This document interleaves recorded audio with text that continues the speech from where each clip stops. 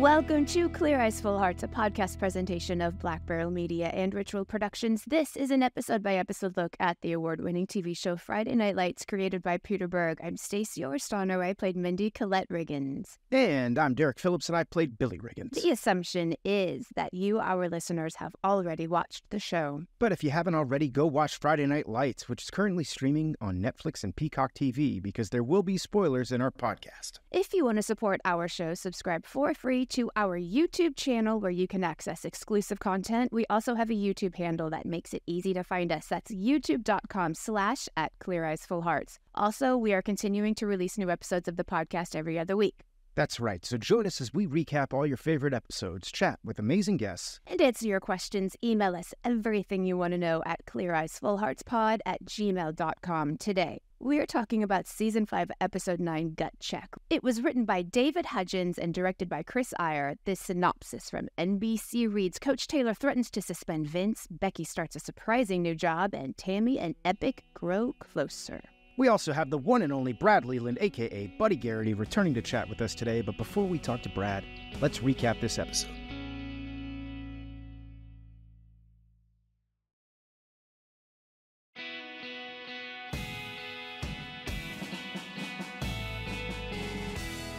To start off, I need Vince and Luke to chill. I want to put them in one of those ice baths together. And they're not allowed to get out until they shake hands and say that they're friends again. However, it does make for, I think, one of my favorite post-game speeches by Coach. Yes, it's a very short post-game speech where he just comes in and he goes, hey, y'all get the hell out of our field house right now. Like, there's basically the extent of it. Nothing more needs to be said in that moment. Nothing more needs to be said. Bad. The whole team is divided. Everyone's fighting each other. Yeah, and you're right, Stace. When you were saying you wanted to stick him in an ice bath, I thought this was getting sexual or something. I didn't know where you were going. No, fully clothed, throw him in there, and they're not allowed to get out until they come out as friends. I like that. That's a good idea. It works also, for me. this is just a sidebar. Anybody who does do ice baths as like a thing for health or whatever, you're going to know it because it's all they talk about. Yeah. Have you ever done one? I hate them. Oh, I do them all the time. They're great, Stacey. Let me tell you about an ice bath. Shut up. Do you really? No, I've done them a couple of times, though, and I really do like them. It does hurt. I was in Prague, actually, visiting Kit. She was shooting a film, and there was a gym that we were both working out at that had a natural ice bath, like spring. It was spectacular. Oh, I would do that. Yeah. Yeah. Nothing's more relaxing, Stacey. Think about like a cowboy bath, like a tin bathtub just filled with ice. Yes. One of my neighbors has one, and you're right. All he does is talk about his ice bath. That, being vegetarian and being from Texas are things you will know right away about. So that is, yes. Speaking of, I'm going to tell you guys, this is a generalization, but I also believe it to be fact. Nobody sucks at history. Epic comes and tells Tammy, I'm bad at Texas history. No, you're not. Like, all you have to do is memorize some names and some dates. Like, you could be bad at physics. You could be bad at math. You could maybe be bad at English. But if you're okay in English, you're okay in history. But I do get that David Hudgens probably wanted to throw in that as Texans, oh boy, we take a lot of Texas history. I got to be honest with you, as a person who grew up in Florida and then moved to Texas, Texas is the only state I know of where they actually have a required high school course about their own state's history. I think California might, but only once. We take it every other year. I don't know. Stacey, you know what the hardest class I had in college was? What? Well, at least, in my theater classes. What? Theater history. Oh, I loved theater history. Well, I planned to ask you 3 questions, Stacey. Did you look at your notes today? I'm going to be honest with you guys. I'm sick and I did not read my notes and I'm looking at them right now and I want to die. I know Stacey doesn't check the notes after I put them in, so I made sure to ask. Now I'm going to put you on the spot, Stacey. I just stepped in it. Stacey, who is Thespis regarding theater history? Who is Thespis? He's the first actor. Okay, all right. Right? That's 1 for 1. Yep, you're 1 for 1. Okay. I used to think he was the god of acting, but he's not. He's like an actual person who stood up on stage and he was the first actor. Got to hurry through these because we got Brad Leland coming. What Soviet-era Moscow art theater practitioner is credited with being the first to outline a systemic approach for using our experience, imagination, and observation to create truthful acting? I don't know. He's the father of modern acting, Stacey. Stanislavski. Yes. He's You're Russian? correct. Yeah. Stanislavski. It was the only kind of Russian sounding. It was that or Putin. Those are the Russian people I know. Okay, here's your last question, Stacey. Who was the King of England in Shakespeare's time? It was Queen Elizabeth. It was a trick question. You're correct. All right, The moving only on to reason more... I know that is because Judi Dench plays in Shakespeare in Love. Doesn't matter. You aced your theater history quiz. All right, let's move on. We got to get back to Friday Night Lights. The fans of this show are like, what the hell are these people talking about? I honestly didn't know number 2. That was a shot in the dark, by the way. Okay, good. I tried to word it so that it was difficult for you. This is why you need to check your notes, though, Stacey. To be fair, history was also my favorite class. So this is why I'm like, Epic, shut up. You're not bad at Texas history. Okay, listen.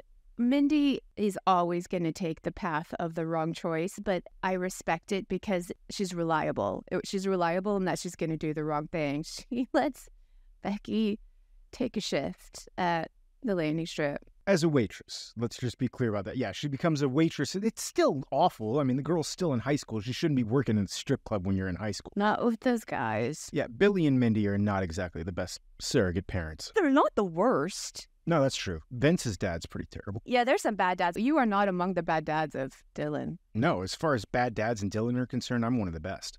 Yeah, you were coaching Luke's dad and Jesse's. It's not a high bar here. There's 4 of you.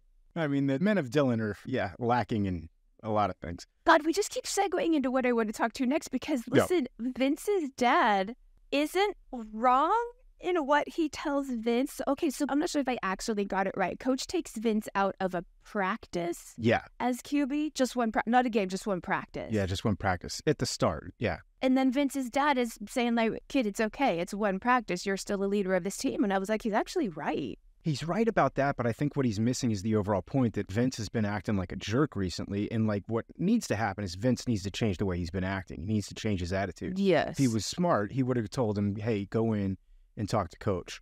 You need to go in and apologize for the way that you've been acting. Oh, I hear you. That's not what he does, though. And you can tell by the look on Angela's face that she feels a little differently about the advice that Ornette's giving. I mean, yes, it is one game, and he's still the leader, but as I said before, what needs to change is his attitude. Once his attitude changes, everything's going to be fine. You're actually completely right about this. You guys know how much I hate saying that. You're totally right. Derek has the biggest smile on his face right now. You are right. Okay, so Vince's dad wasn't wrong, but it wasn't good. Yes. Yeah. I'm going to say that. He's not wrong. He just could have added to his advice there, I think. I don't know.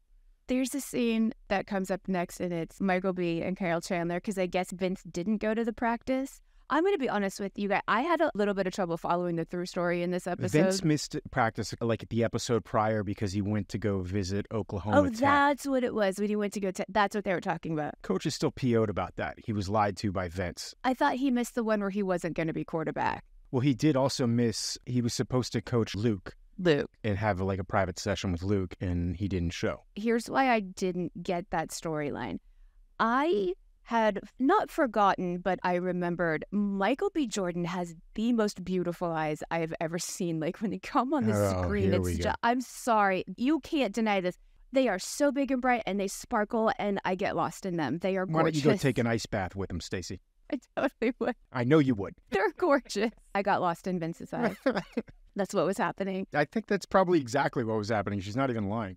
I love Journey so much as a person and as an actress. I followed her career a lot, even before this show. Eve's Bio is one of my very favorite movies when she was really, really young.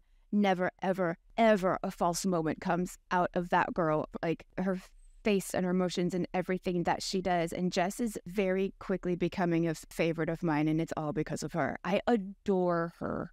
I was just watching the scene going, oh, like, did someone needed to come at Vince. And I'm glad Jess came at him this way. His ego was getting out of control. Hopefully, once, the dust settles and he calms down a little bit, he'll take what she's saying to heart. And you're correct. Journey's fantastic. I think you're right, because it could only be his dad or her that he would maybe listen to in this moment, because he's not really listening to Coach. Yeah. I mean, sometimes you need that in life. You know what I mean? Someone who's on your side that'll literally shoot you straight, You've done that for me. Yeah, but I mean, I think that's what good friends do. Yeah, that tough love. I feel like you've done the same to me. Yeah, and it's a little bit like our friend Lily the other day asked me a question, and I was like, right now, do you want stock best friend response, or do you want some harsh truth? And she was like, harsh truth, let's go. And I was like, great, here we go, because I was ready to do either.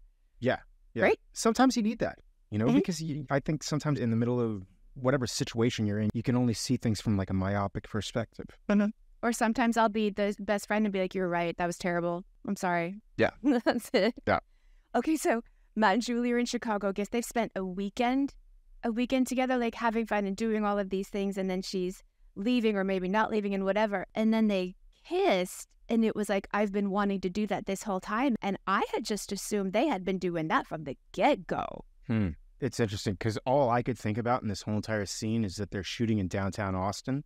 Oh my God, I recognized it. Yeah. I recognized that railing. Yeah. Because there's an ADR place right behind where that railing is. So they're shooting in downtown Austin, but it's also the middle of June. And poor Matt and Julie and all the background actors in that scene are having to wear winter coats because it's supposed to be fall in Chicago, but it was probably like 95 degrees at night. This is the kind of stuff when you're an actor. Yeah, it takes you out. You're like, God, that sucks. Yeah. I know exactly where it's right off 6th Street. I know exactly where. Yeah. They did get a truck that said Chicago Tribune on it, though, to go in the back. So, like, that's impressive. If you notice in the background, there's like a guy dressed up in Chicago police uniform, and then all the license plates are Chicago. Good job by our art department. Nobody would know, but... Yeah, we know. Yeah. But don't you think, I just assumed like they're in his place and she's there, that they would be like, rekindling old flames, but they weren't. And like, listen, I'm impressed at the restraint of the two of them that's the first kiss. Yeah. I was impressed. Yeah. Good for them. Maddie's growing up a little bit. Maybe. I don't know. I like Coach when he's like boss Coach. And it's what you're talking about when you have to give tough love. And this is different because it's tough love given to a student of yours. I don't think I could do that. I am a teacher, but I could never talk to my kids. I just don't have it in me because I have the voice of a 12-year-old anyway, and people don't take me seriously. But like, they like to sit down and like give them the what for. I sort of wish I want to take on a little more of that. Yeah. Coach has that. Yeah, 100%. This is a great scene. I forgot, when Vince is in Coach's office, I forgot about all this drama. I really did. This is what's fun about going back and rewatching the show. Vince fooled around, and now he's finding out. And Coach ain't playing. He's finding out from boss Coach. Yeah. Coach ain't playing. He can be scary. Yes. In a good way. It's scary because they need the lesson, but like, I want to have thought. Okay. Are you ready? Yeah. Epic. Was not expecting this at all, and like our friend Lynn is in there too, but she got her hands on Tammy, and like that you couldn't do it. That whole scene escalated quickly, and once again, this is another one of those storylines I didn't remember that's where it went. You know what I mean? I had no clue. But the minute she puts hands on Tammy, then Levi, the principal, or see the He's principal, yeah. He's principal. Levi has to then come in, and cops have to be called, and it's a whole thing. He has to, right? Like, even though Tammy's like, it was an accident, like, it was an accident that it was to her, but it probably would have happened to Lynn's character if it wasn't her. We never find out either if she actually stole the money, but I think it's kind of safe to say that she probably did. Oh, I'm going to talk about that in a minute because I have thoughts. Okay. Because I have thoughts. Okay. We'll get to it. Again, I'm going to blame all of this on being sick. And I could have rewound and watched again, but my brain was so jumbled that until this moment, I didn't realize that was a thing I could do. Did Coach say to Jess when she's crying in the locker room, which is already such a weird, like, I already felt uncomfortable for Coach because that's like his locker room and his safe space, and there's a girl in there crying, and he's like, oh God, what do I do? Yeah. Did he say, I have $2? Daughters. I have 2 daughters. I was like, is that some sort of inside thing that they have that I forgot about? No. Because Jess is like, yeah, I totally understand. I get your $2. And then she's fine. Oh, boy, guys. This is what I have to deal with. I apologize right now for this entire episode. It's all my fault. Stacey's got walking pneumonia right now, so we're cutting her a little slack. I really do. No, he says daughters. It is a great scene, though, because as you said, Stace, there's that awkward moment where you've got this, she's completely and totally out of place. You got a girl in the men's locker room crying at the start of the scene. Crying. And it starts off a little bit like a scene in maybe A League of Their Own or something. No crying in baseball. Yeah, because he looks at her and there's a kind of perplexed look on his face where he goes, are you crying? What do I do here? Yeah. But then you see this really sweet side of Coach that comes in where he basically tells her, things are going to be all right. And then he doesn't 100% say it, but it's basically implied when he says, I've got 2 daughters. Oh, boy. That I know what this is. I know what you're going through. I've experienced this. This isn't my first rodeo being around women. And without saying it, he's kind of saying, my door's open if you need to talk. And I've got $2 and we can go buy a Kit Kat and a Snickers bar. I kid you not, Derek. I thought it was I have $2 and they were going to walk over to the candy machine and get candy. I 100% am not kidding. I apologize to David Hudgens right now. I don't mind that. if that's how it ended. I swear to God, I thought that's what it was. Yeah. I also love that he kept that respectful space between the two of them, and he didn't go over to try and touch or hug her, but he's like, locker room and you, and I'm just going to tell you, like, I'm here. It was so exactly what Coach Taylor would have done in that moment. It was a really good scene. Great scene. $2 aside. It was a really good scene. Okay, in Chicago, do you agree Matt's place is kind of awesome? That loft? Yeah, it's way better than any place that I lived when I was living in, like, New York City. I would live there now. Yeah, it's not bad.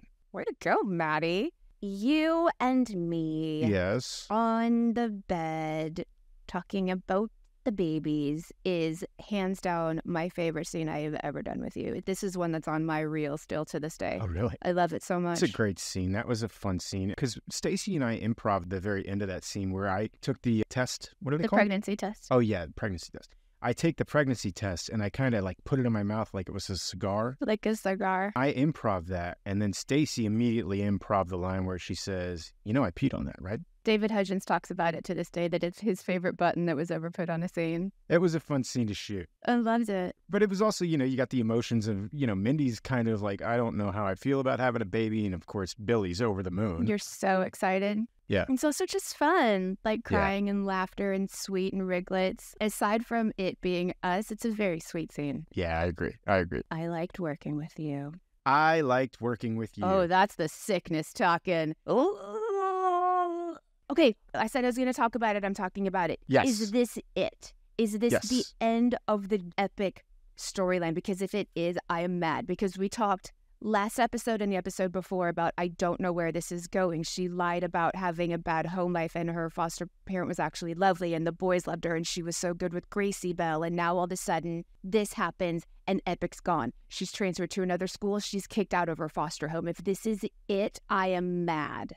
I hear you. And I think that you have reason to be mad given some of the previous things that have happened on Friday Night Lights, as you said, with, you know, Janice from Friends and the murder plot and Austin Nichols being brought in and Santiago and all that stuff. But I'm of the opinion that this is exactly how the writers wanted this storyline to end, that this was intentional, that it's abrupt and it's like, wait a minute, we just got to know this person and all of a sudden they're just gone. I get that for Tammy. Like, she can't help anymore. Yeah. We've seen Tammy up to this point, you know, totally change the trajectory of other kids' lives, specifically Tyra's. But the intention on this one was to show that you can't save them all. I think that's what this was. I'm not mad at your thought there. I think that this happens abruptly. She's just gone. And just like life, that happens sometimes. If that's the case, I hope I see a little bit of it resonate in Tammy later. And again, I don't know because I haven't seen it. Now, that's a problem that I will agree with you on, is all I think that we see is this little moment afterwards with her and Coach where she's distraught and she's like, I tried. And he's like,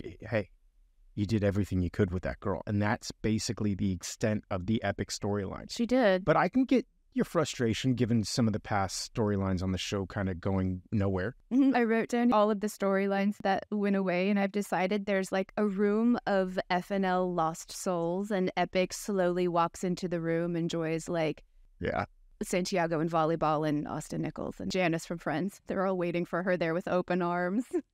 All the scenes that got cut with me and my dad. The FNL purgatory. The whole other show. But that was one of the things about this show. On some shows, you know that your scenes are not going to get cut. On Friday Night Lights, it was like, there's a good chance, you know, if you shoot 5 scenes, only 4 of them are probably going to air, you know? Yeah. And that was with everybody. Everybody knew that going into it. Sometimes they were great scenes. Yeah, we all had good stuff get cut. Yeah, sometimes they were cut for time. Sometimes they were cut because the A storyline wound up being way more prominent, you know, or sometimes the B storyline became more prominent and was the better storyline than the A storyline. So that's just kind of par for the course on a show like FNL. The only reason I'm mad is I got to be so invested in Epic and the layers that they wrote for her as writers. So I'm mad that the writers made me enjoy her. Yeah.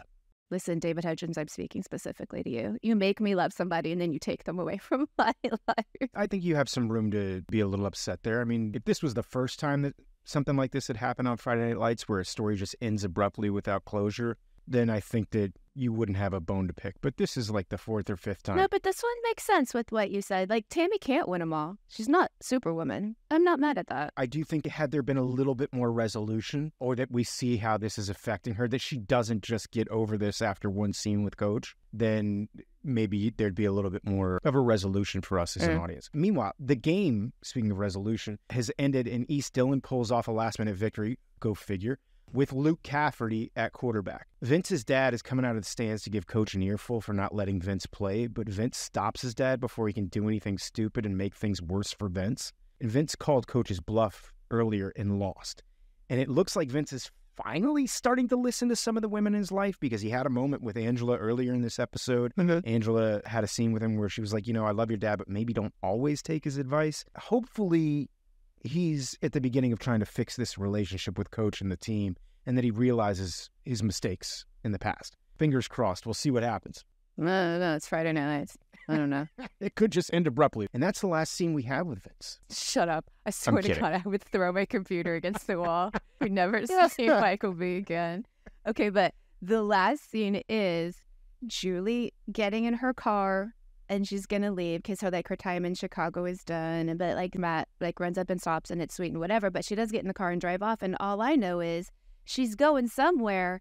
And I 100% guarantee you she's not going back to school, because that girl doesn't want to go to school. So where's she going now? I honestly can't remember. I think she does go back to school, though. I will give you $2 for a candy machine if that's true. Hey, I've got $2. Hey, I got $2. We need to make a t-shirt on this show that says $2. All right, guys, that might be the end of our talkback session here, but stick around. We got Brad Leland coming up next.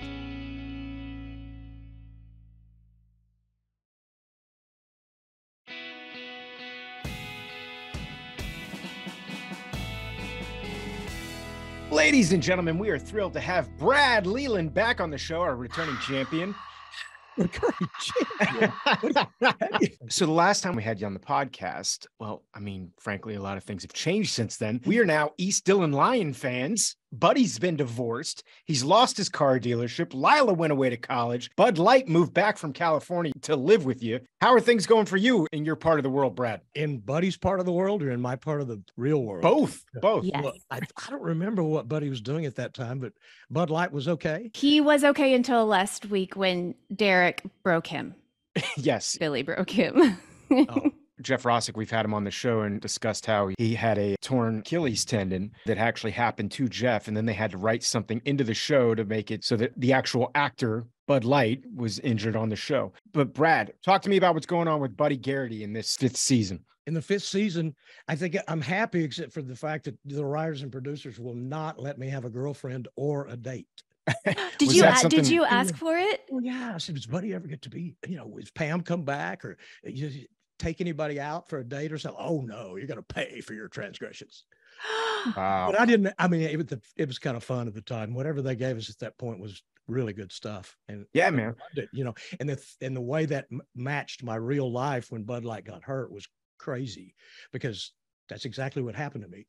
I was on the state championship team, but my leg was in a cast, and so I didn't even play, and yet I was a part of the team. And so I didn't know that. Meant. Oh, yes. When he tore his Achilles, I ran up to him and he said, are you hurt? He goes, yeah, I'm hurt bad. Oh. And that flop thing was happening. And the coaches, everybody, we were all standing there. He's, oh man, that's Achilles. And they knew that night that he was going to have surgery. So immediately I was freaked, because we're going to lose our whole storyline with Buddy teaching Bud Light to come back from being an idiot. But he's going to do it through football. And, that's how he beat the drugs and come back to being a good person, because he's going to be a football stud. Well, this worked out even better, because it showed them he could be part of the team without even playing. And that's what matched my real life. And that was ironic and cool. But during the process, we thought he was going home because he's going to have surgery. So the Texas UT doctors did his surgery quickly. He worked. He rolled around in that thing with his Achilles, and he was on painkillers and stuff, and worked and did stay part of the team in real life as an actor, even though he was injured. So they didn't write him out. Thought for sure they would write him out. Instead, they did exactly the right thing. It gave it much more richness to the character. It gave it a full character. Derek and I talked about that, about how it made us sit back and realize how fragile and expendable we are as actors. But in this family that we've created, we kept him around. And they had a storyline that they were thinking about doing with him if he was on the team, that they were going to talk about concussions and how bad it is in football, which I regret that we didn't get to do that. But what ended up with you and Bud Light, I really love. Yeah, me too. And what ended up in real life, touching on what you just said, is that we got Beyond the Lights. And with Yeah. Beyond the Lights, we got to do that thing, which was help people's spinal cord injuries. Yes. Yeah. Beyond the Lights, for those of you out there who don't know, was a charity that Brad Leland and Kyle Chandler put together to help kids with spinal injuries. Brad, what was your favorite storyline from season 4 and 5? Do you realize I'm 68 and I'm Are you really? Yes, and I know I look like I'm about 80. Right? Hey, would you date me? No, I'm shocked. What Go on with your story. I can't remember. We're wearing red now, and we're Lions fans, which was hard for all of us, but now we love it. I got it. So it's Dylan. So that's where you really learn he's loyal to Dylan. But when Dylan loses and he gets destroyed by those horrible McCoys and all their people, Hatfields and McCoys are ruining Dylan. The bottom line is Buddy's going to follow the coach anyway. I was thinking this is so cool because I get to leave them and we're going to go do this exact same thing because we're doing it the way it's supposed to be done, not like those guys. So we're going to win. And then, of course, he gets to go completely back to Dylan, which is another perfect thing. Yeah. I mean, in the very end. Yeah. That's one of my favorite scenes from the show is it's like all is right with the world. Buddy's back in his golf cart, cruising the Dylan track and making sure everything's on the up and up. First time I ever had the golf cart, by the way. Oh, really? At the very end? Buddy never even had a golf cart, but they made it. I could have sworn you did. That was their concession for not giving you a girlfriend. They gave you a golf cart. You didn't get a girlfriend or your Jumbotron. Brad, I did have a question for you. And this is for you, Brad Leland, more so than Buddy Garrity. But as Stacey and I have talked about on the show, by the end of season 3, a lot of our main characters had left. Jeffrey Reiner had left the show. Were you personally, Brad Leland, a little bit worried about all these new cast members coming in, the fact that the show was going to be taking place at a new school? Was there a fear that maybe the show would lose a little bit of its luster, or that it wouldn't be the same show that we had originally signed on for? What were your thoughts going into season 4? I never was even close to any of that. No, really. To me, it was just a new chapter and it was a new challenge. And I thought it was going to be cool to actually go to that other side, if you know what I mean, go to those other people, because there's all these people. And guess what? It's all the same. It doesn't matter what color they are. It doesn't matter how poor or rich they are. What matters is the values. And they all have them when you have a teacher there for them. I also love that Buddy like played with all those guys too, or played against them or whatever. But you guys have known each other since high school, like all the guys from the barbecue place and whatever. Like everybody all knows the East Dillon guys everybody. know Buddy Garrity. Oh Everybody my knows gosh, Buddy. that was so much fun with the way that worked out, because not only those characters, but I love all those guys. We had a great time together, and we didn't know each other from Adam, really. Yeah. I still play golf, with the Rev. Nice. Yeah. It was the change, but it was the same. See, that's the cool part. Yeah. It's the same heart. It's the same idea. It's football. It's the team. It's community. It's families. In the hands of other people, it wouldn't be that, but with this group. But was there any fear, that all these new actors were going to be on the show or anything like that? I know me personally, I was like, oh man, we had created this wonderful thing, but now we're losing, Adrian Palicki, we're losing Scott Porter, we're losing Minka Kelly and Gaius Charles. And I was really worried, like, is the audience still going to enjoy the show the same way that they did, in the first 3 seasons? Did you think about that at all or no? No. Not at all. No, never. Oh, man. And one reason maybe is that story that I know I've told y'all about Michael B. walking in. He'd just gotten to Austin, and we were in some Mexican food restaurant right downtown. 2 or 3 of us, and he randomly walked in this place by himself to get some food. And I saw him, and I already knew he was coming. I already knew what he looked like, of course. And he didn't know, and he knew us because he'd watched the show. And he looked across the room, and I went, "Hey!" And he goes, "Hey!" And he came over there, in his first moment in Austin, he was like, "What's this like?" I mean, I said, "Man, let me tell you what this is going to do." I said this to him: your life will change, and this will be the best thing that you've ever had in your life. You're not going to believe how much fun it is. And he just looked at me like, "What?"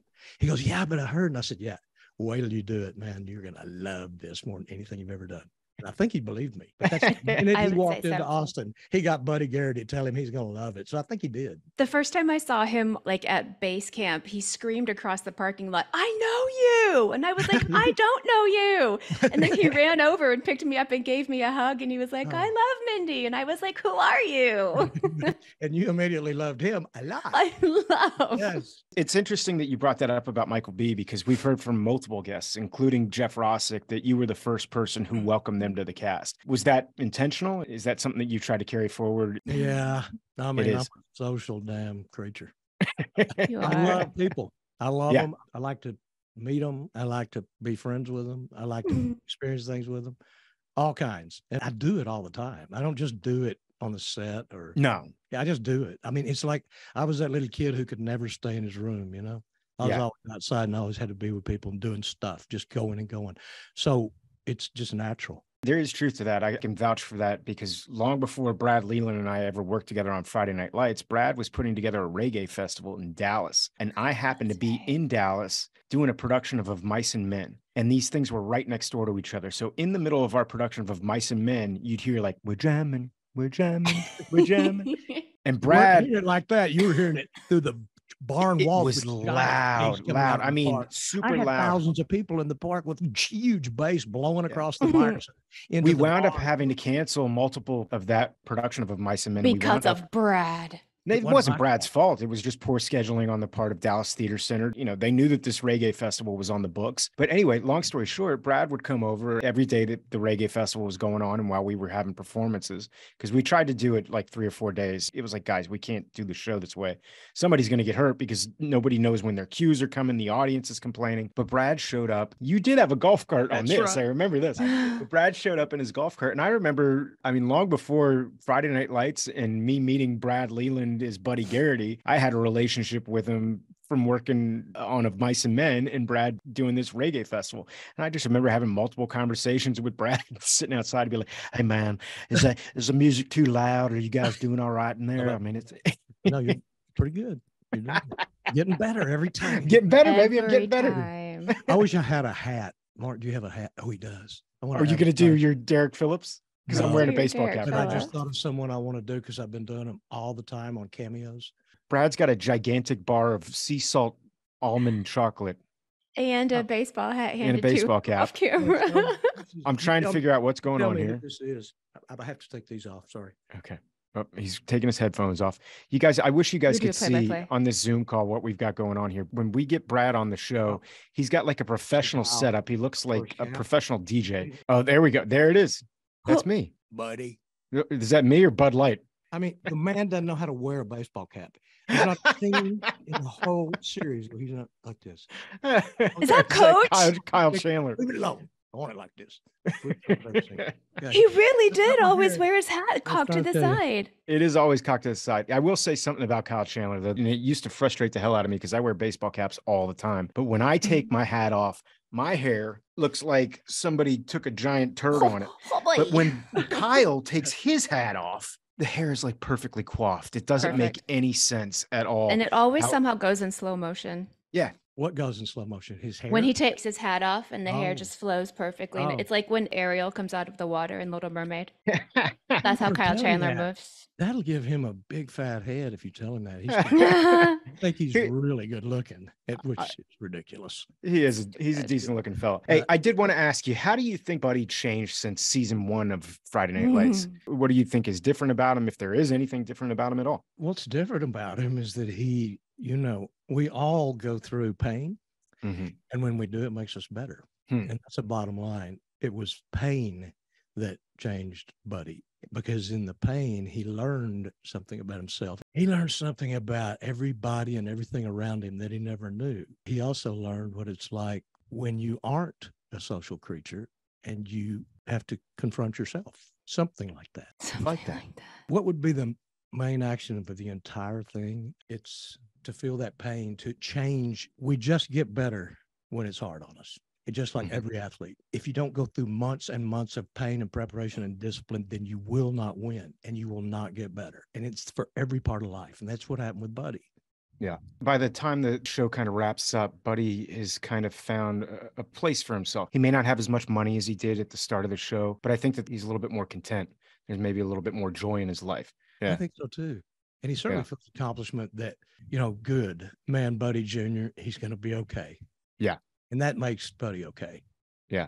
Because at first it's like, oh my gosh, what am I going to do with this kid? I have no idea what to do. I also think that there was something about, as much as I love Buddy as a character, I think that there was probably a little bit of selfishness on his part when you look at the affair that he had. And I think that he was more concerned about walking around and being the big dog in town. And I feel like some of that's kind of gone in a good way. Oh, by the absolutely. time that we wrap up in season 5. You know, he's no longer concerned about what everybody thinks about him anymore, and he's taking care of his family a little bit better than he was Yeah, probably in it the opens first up couple of that seasons. opens up space for him to have like the care and be there for Bud Light. We just watched 5-8, where you walk Bud Light, Jeff Rossick, out of the hospital and you guys sit on a bench.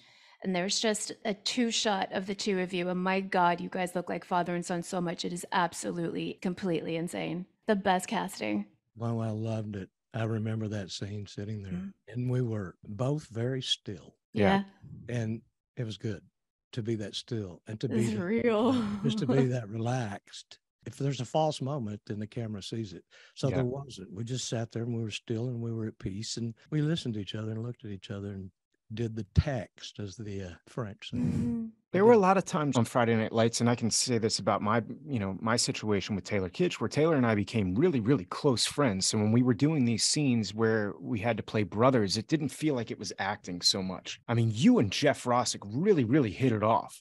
I mean, you Yes. guys got to the point where, I mean, still to this day, I know you guys are very close. I said this before. I know that you have daughters. Is there a part of you that in some way kind of looks at Jeff as like the son you never had? Absolutely. We talked about that so quickly after we met each other. I mean, Yeah. literally, I think that we might have brought that up when I picked him up from the airport when he had Hmm. arrived. Because I picked him up. I said, "Can I go Oh pick my up Buddy? gosh. Because Bud Light's come to the set today. He's just got off the plane from LA. He's never been in his life."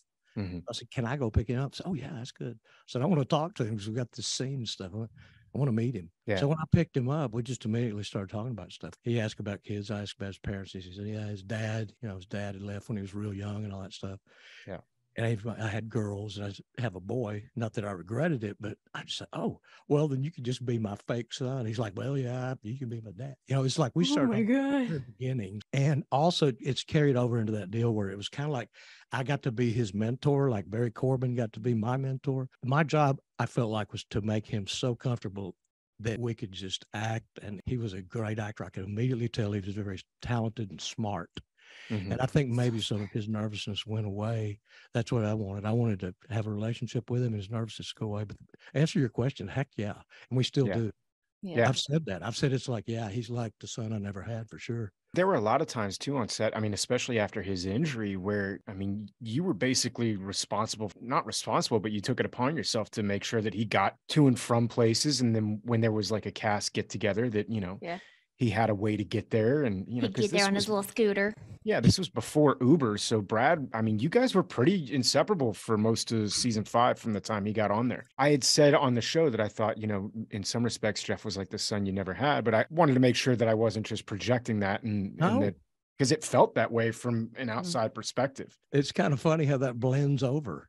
Yeah, it is, isn't it? Because It is. They go, well, it wasn't acting. It was just you. Yeah. Well, Oh, you yeah. have that with Taylor. I have that with Annie too. Like, Yeah. that's my sister. Me and Kyle. Yeah. We spent Yeah. the time. We did Yeah. everything. We still do golf. Everything. Yeah. We were hanging out all the time in real life, doing pretty much the same thing we were doing. Yeah. Show, except we weren't fighting, and I wasn't trying to control him. Other than that, it was pretty much the same. You Other guys than do that. bicker in real life, though, but like in a fun way, like a married yeah. couple. Yeah, exactly. 'Cause he just, You he's like one- to poke at each other, or it's Yeah, like he's good one of friends the- do. Oh. God. The story, I don't know how many times it's been told, but one of my favorite stories in the world from that show, it has to do with Kyle. I got to give this guy some extreme credit, props, and every other word you want to use for it, for being at the state game and having 105-degree Yeah. fever and working all that day and screaming and Yeah. coaching and running and going back and nearly dying in his trailer and doing it for 12 straight hours. And it was dangerous and no one knew except Yeah. those who knew. I mean, he had bad bronchitis. I was like, all right, this is what we have to do. I've seen it happen before, of course, and I probably feel like I might have done that, but not really, not like that, not like when you're the leader. And we only had that thing for one day, and you cannot, you can't pay for another day. And if Kyle's sick, well, that not only shows the strength he had as an actor, but as a person, and how your body and how your mind can overcome what's perceived to be a disease, but you can fight past it in certain ways. Yeah. For those who don't remember, at the end of season 1, we hit Texas Stadium, the old Cowboy Stadium, and Kyle was, sick as So a sick. dog. It was bad. And I know we've talked about that on the show, but I mean, just to watch him go through that day. And not complain once. Never. Yeah.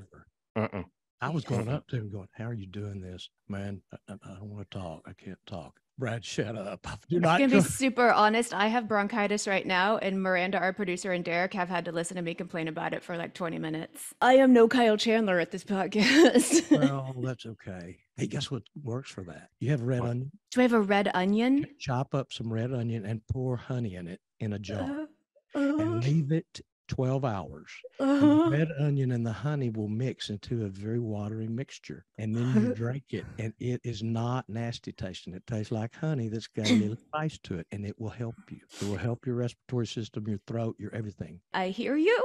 You don't want to do it? I hear you. Do it? I swear. will Do it. Do it. Probably.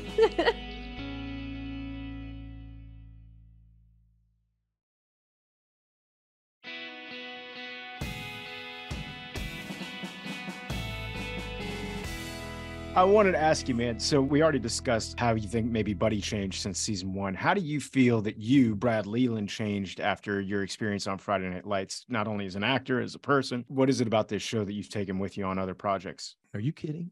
I'm serious, man. Everything. Yeah. And just think about it. Yeah. Everybody's career, everybody's everything. Plus, we get gigantic residual checks forever. Maybe. We may not. That's what they're trying to You're take getting away from us. gigantic Do we? residual checks on this? Do- I'm not. Do we? I did for a while, but not so much anymore. How many years did you get them? Big ones. Oh, Big big ones for complain. the first couple of years. I wouldn't complain. I mean, these aren't those ones that come in that are 1 cent or, $12.44 or something. No. That was helpful. I mean, Oh, of 5 course. years It did of not that- hurt. No. But don't you remember this was also a time where people used to rerun television shows? They don't do that anymore so much. Yeah, we were on like everything network. goes to streaming. So the money that we get on streaming is minuscule to, next to nothing. But yeah, there was a point in time when they would re-air Friday Night Lights on USA Network, and we got paid really, really well for that. We got paid really well when it was on ESPN Classic and all that stuff. But now that it's on Netflix and Hulu, like that, not so I know. much. That's a whole nother story for a whole nother day. That's a different It is. podcast. Yes. Inevitable truth is that eventually they will take it all away from us because streaming will all be streaming. Mhm. And unfortunately, that's just the truth. I hate to say that. I don't see how we can stop them at this point.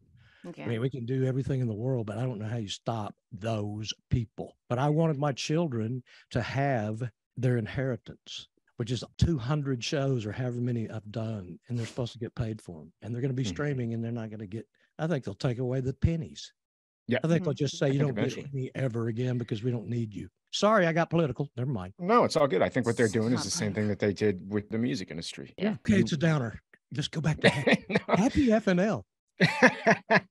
Where were we on a question? The question was, how do you think you've changed since Friday Night Lights? Like, not just how your life has changed, but how have you changed going forward as an actor, just in general? Well, I've tried to take those things we learned that Pete gave us the freedom to do. I mean, they tried to teach us that type of thing in college, but it was just so pushing against the old classical thing that we've been learning. We're learning that at the same time. We're learning this new way. And then suddenly Pete takes it to the limit and just goes, okay, say it, say whatever you want. I mean, this is a great script. And just like we always say, sometimes we said it exactly like it was, and sometimes we didn't. It didn't matter. The truth came out because we said it. We got to the bottom of the scene. We knew what one verb was, the main action. And as long as you know that, that's all you have to know. And so I try to take that with me from that show for sure. Just take that being free. And, I think also that on every take as an actor, I think I learned this, and I'm trying to do this now. I think it should be a struggle on every single take until you stop doing them. And it should be a struggle on the last one. And if it's not, then I don't think you're doing your actor's job, because it's our job to sit there until it becomes true, just like Jesse Plemons does every single time. Every time. Yeah, that was something really fascinating that I saw early on in my career. I think that there was this idea when I was younger that you work to the point where you get it. And then it's right, and then it's good, and then you repeat that over and over and over again. And as I've gotten older, it's not so much about that there is a right way per se. It's just trying to find something different on every single take. So yeah, Not something trying to true. force something different, but being open and free to recognize that something different is happening and reacting to that something different happening, not trying to avoid. And that was something that for me on Friday Night Lights was something that I think I learned. I think I thought that there was an end game. And I don't believe anymore that there is an end game. I think it's just Mhm. you keep working until they move on to another scene. And you Yeah. keep accepting new stimuli and don't try and shut out what's being given to you. Just accept it and change and feel free to change. That's something that's a little difficult to do sometimes, I think, on some television shows because, you shoot a master shot and then they're like, then they get a little closer and they're like, okay, you moved your left hand on this line. You need to keep moving your left hand on this line every single time. As we all know, shooting something at 9 o'clock in the morning, you're going to feel a little bit differently after lunch. Something's going to change in the scene. And then feeling like you're beholden to something you committed to at 9 a.m. and now it's 9 p.m., it can get a little daunting. So how do you work with that on different shows? It's hard Yeah. because you want to go back to the other way.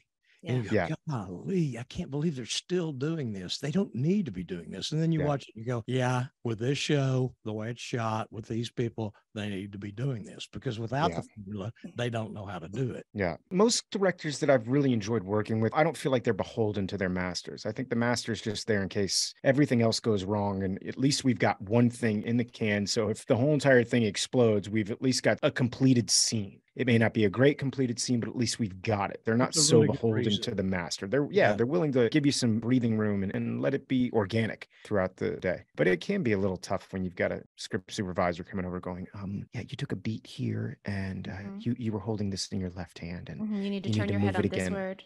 Yeah. Because then it feels robotic and feels like puppeteering more than it does. Then you stop doing what we want to do, which is just listen. I do want to say when we asked you like how you've changed after your experience on FNL, and I have loved watching the trajectory of your career, but also in my head, I also love that you haven't changed at all. Like you're still the Brad that I met however many years ago, and there's something about that just makes my heart really, really happy. And you are too. Yeah. And we didn't really know each other at all, I don't think.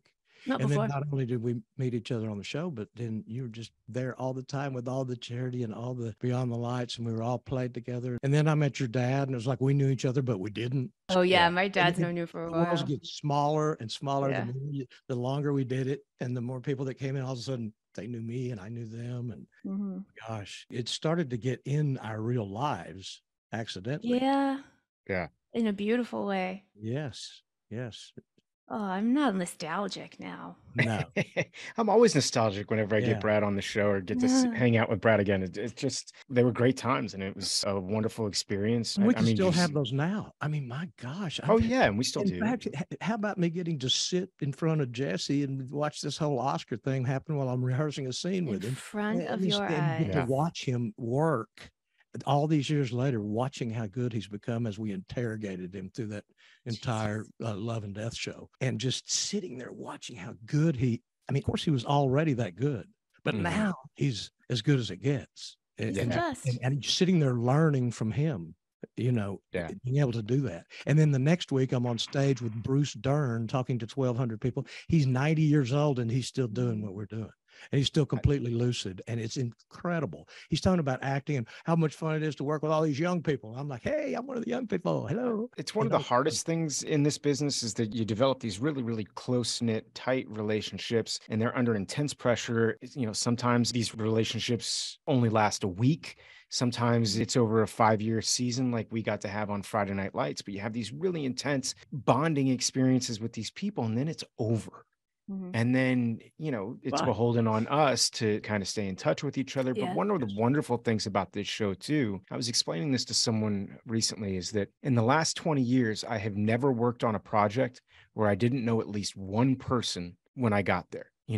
So whether it was a PA or a first AD or an actor that I've worked with before or an actor that I've met through another friend, that was one of the things that I find really fascinating about what we get to do. And one of the things that I love about this business is that we do get to bump into each other on new projects. You just got to work with Jesse Plemons. Yeah, a few people already over there. I mean, like Voodoo. I run into him on a Western. And we're at lunch, and he's over there having lunch, and he looks up. We see each other. We hadn't seen each other since Voodoo left. He wasn't Voodoo anymore.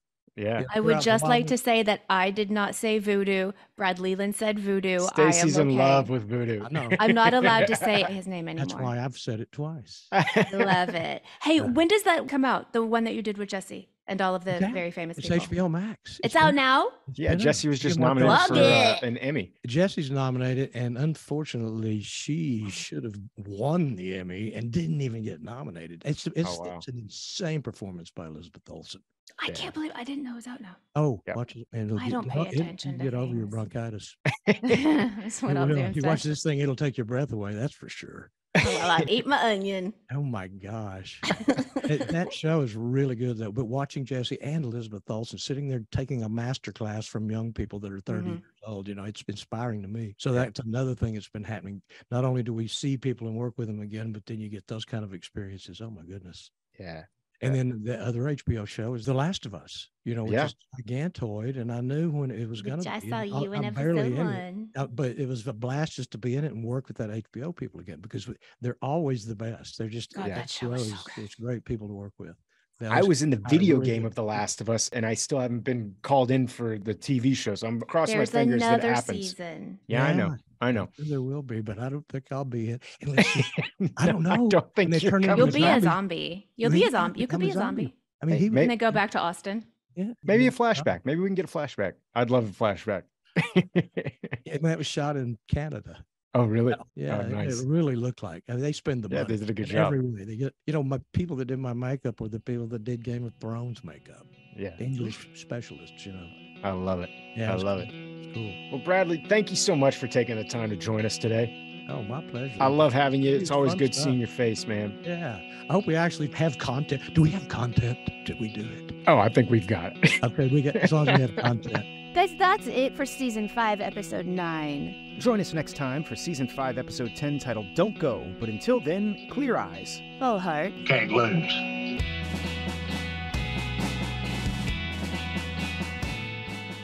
Clear Eyes Full Hearts is a podcast presentation of Blackbarrel Media and Ritual Productions.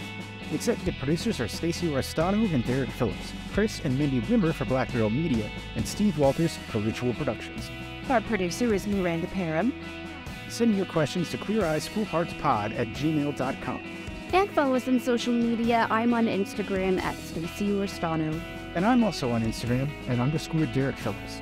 Check us out on YouTube and blackbarrelmedia.com. Thanks so much for listening, and we'll see you next time.